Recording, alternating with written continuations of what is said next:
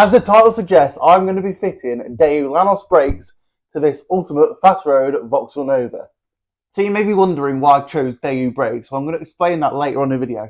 But before I do much more, I need to build this up because as you can see, there's no suspension on it. It's completely stripped. So let's get building. So first of all, we've had a delivery from Harry Hockley. They've sent us some 2-litre machined hubs. Now these use the Audi style bearings. And I think they're like custom flanges, I'm not sure. But yeah, very impressive, very well made and nicely finished as well, as you can see. So we've got to fit them. We've also got Polyrace bushes to go on the front suspension. So these are going to go on the lower arms and the tie rods. So there's the tie rods. It's got the original bushes in. They're okay, but they're very soft. And for this application, it's just not suitable. So if you're new to the channel, guys, over the last couple of months, I've been building what I would consider the ultimate fast road 2-litre 16 valve Vauxhall Nova. Now, as you can see, it's starting to take shape, but we need to build the front suspension up before we can do much more. So that's the bottom arm off. I'm now going to use a Stanley blade just to cut around the outside of the rubber to help get this bush out.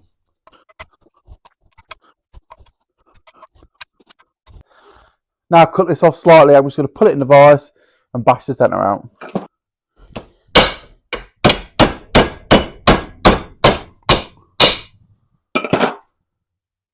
Like that. And there we go. So these bushes, now the Polyrace bushes, which means they're really hard, the red, as you can see, you can get Poly Sport ones, which is yellow and they're a bit softer. These are for more like a racing application. You're not going to get much flex out of these. Now the bush comes split, as you can see, like so, which means they're just simply pushing, just like that. And then I'm going to use a little bit of silicone grease on the bush just to slide it in. Beautiful. Now that's ready to go in and bolt up in the standard position. So I'm using plenty of copper grease on the bolt because we don't want it to seize in later down the line.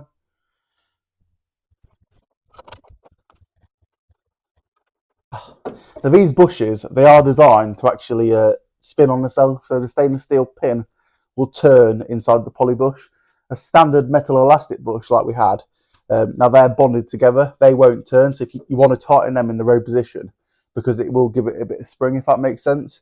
If you kind of tighten it up down here, you're going to be putting it under a lot of strain all the time, which you don't want.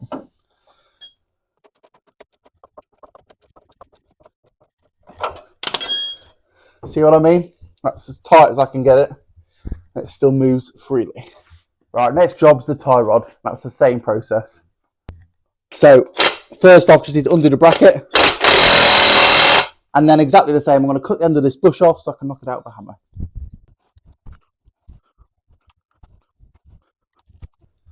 Right, that should knock out now.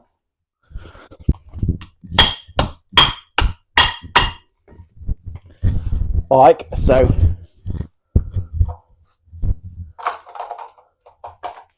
So exactly the same process, literally push the new ones in.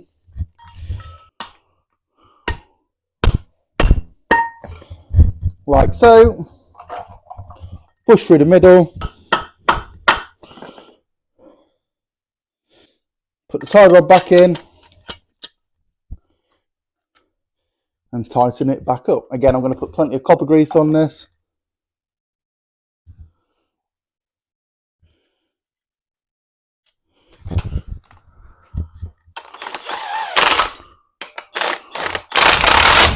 Right, I'm going to leave this loose until it's on, just so I can make sure it's in roughly the right place. So the tie rod sits on top of the track control arm, like so. And bolts across, remember, you've got one little bolt that goes in that way, and then two longer bolts with nuts which go upwards. So a bit of copper grease on the end.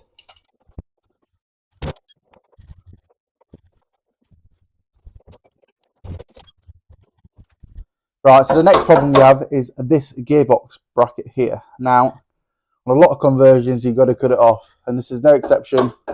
You can see the issue? So yeah, I'm just going to discut this off. It's only like a little lug. I don't really know what it's there for, but it's going to catch, and we can't have that.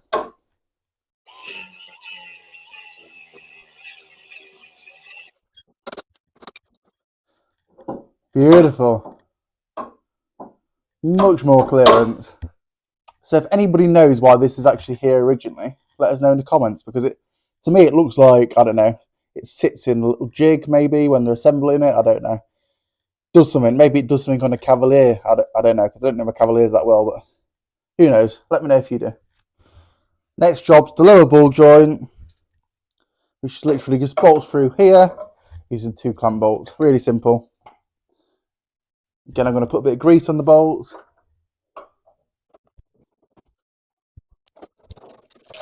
Now, obviously, because these bushes are solid now, there's not much flex, so these are a lot harder to get in. So what I've done, I've just loosened this off slightly, and I'll tighten it up once the bolts are in.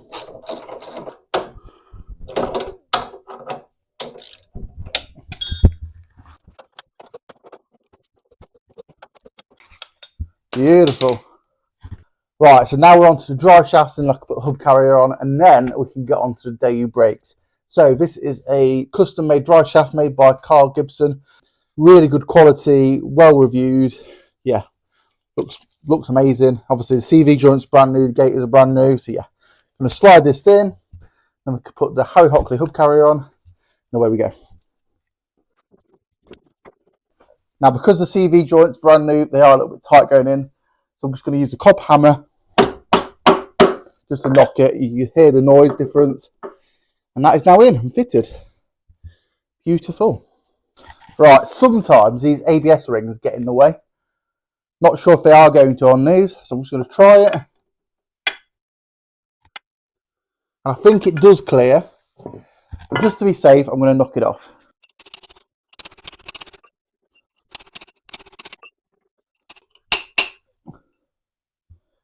Beautiful. And on, this should slot. I grease up the bolts and then fit them so the nuts face forward. This is a safety measure. If they come loose, the bolts won't fall out under deacceleration. 2 M12 bolts clamp the strut to the hub carrier, and 1 M8 bolt clamps the lower ball joint. I then torque the drive shaft to the hub and fit the split pin to prevent it coming loose.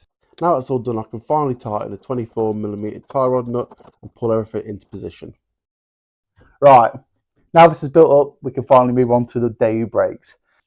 Now, back in the 90s, Daewoo was owned by GM, which owned Opel, Vauxhall, Pontiac, Chevrolet, etc., etc., etc.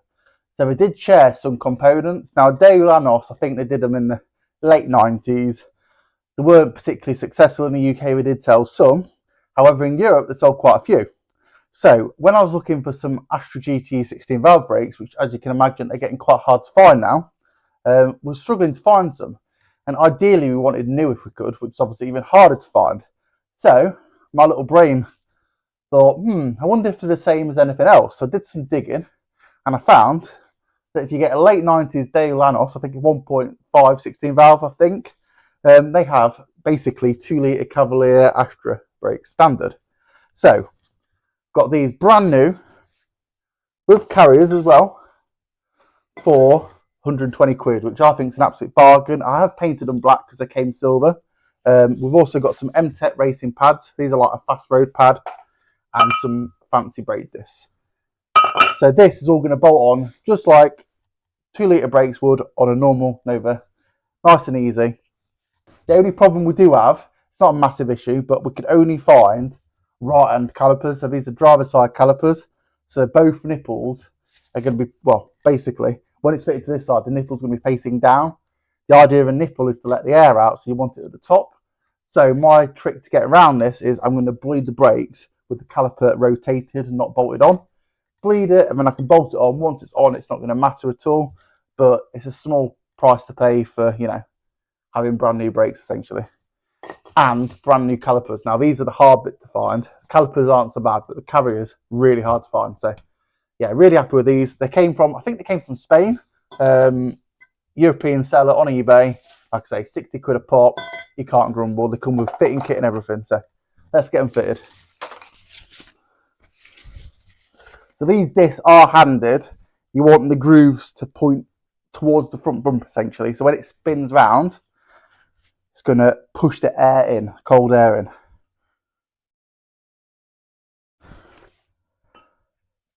Some people think you put them that way, but you shouldn't. That is the correct way. So I'm just cleaning these off with a bit of brake cleaner. and they can simply slot on.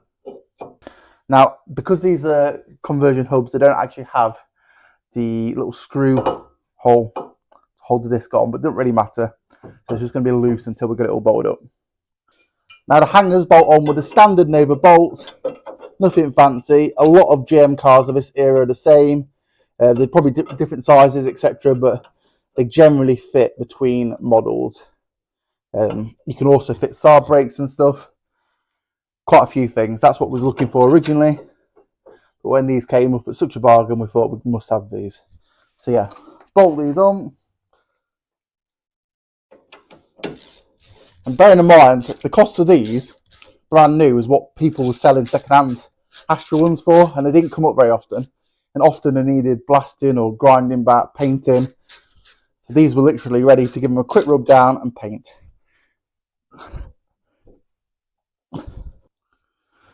And that pad goes through the piston. So it just slots through like so. Again, put a bit of grease on them. I'm not going to fully bolt this up purely for the fact, like I say, the bleed nipple's the wrong way around, so I'm going to have to rotate it. But that's basically on. It should have two little bolt pins that go through here, and it's also a spring clip what goes like that. Right, I'm going to take the other caliper off. Now this caliper does look quite similar. This is a late style 1.2 Nova caliper. They're not vented, but they are ATE. They're very similar, just a bit smaller basically.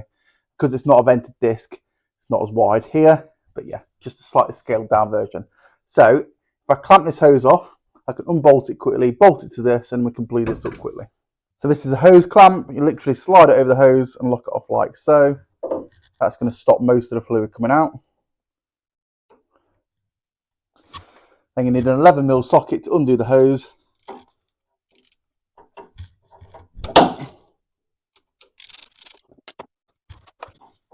Now these are fairly new hoses.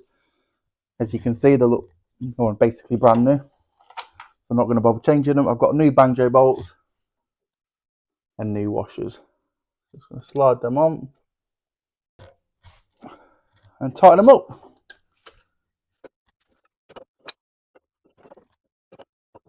Slight issue.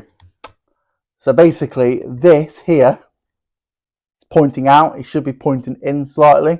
And it's got a little locator tab here, which is just fouling the hose basically. So because it's designed to go the way around, that's pointing the hose out. We can't have that.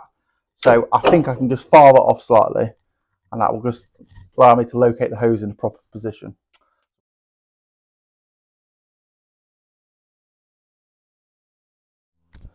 Right, so I've just rigged up a little bleed bottle. I pressurised the system with brake fluid. So I'm just going to put the hose on, put the bottle inside, crack it off.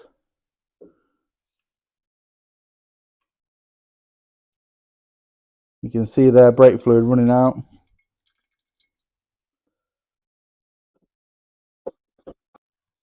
And that should do the job nicely.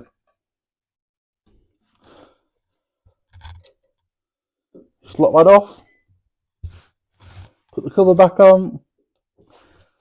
And now this can be bolted back up. The caliper attaches with two sliding pins. These have a 7mm Allen key head and bolt into the slider. The caliper should always slide smoothly on these. I just use a little bit of silicone grease just to help it on its way. Then on the front face of the caliper there's an anti-rattle spring. This keeps the caliper located on the brake pads properly and just pushes and prices into place. If I'm honest, this can be very fiddly, especially when they're new. Top tip from me, once they're wrong, just give them a tap with a hammer to make sure they're seated properly. So there we go guys, we've fitted the Daewoo NOS brakes as an upgrade to this 2 litre 16 valve Nova. We've also fitted the Harry Hockley hubs, the Carl Gibson drive shafts and the Polysport polyurethane suspension bushes. So I hope you liked the video. If you did, please hit the subscribe button and stay tuned for next week. See you later guys, bye bye.